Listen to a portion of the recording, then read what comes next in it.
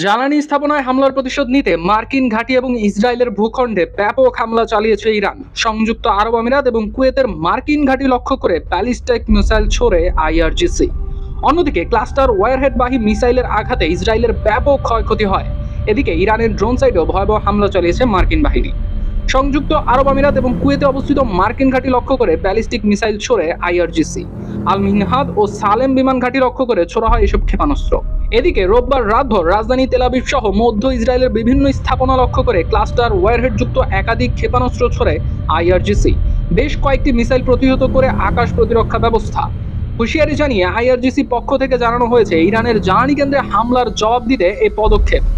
ইরানের জ্বালানি অবকাঠামো হামলা করা হলে তার জবাব এভাবেই কঠোরভাবে দেওয়া হবে। আমেরিকার অধীনে থাকা যা কিছু আছে সবকিছুকেই টার্গেট করা হবে। তবে বেশ কিছু স্থানে আঘাত হানে এসব মিসাইল, যাতে ব্যাপক ক্ষয়ক্ষতি হয়। হামলার কারণে মঙ্গলবার পর্যন্ত সকল শিক্ষা প্রতিষ্ঠান বন্ধ এবং 50 জনের বেশি সমাবেশ নিষিদ্ধ করেছে ইসরায়েলি কর্তৃপক্ষ।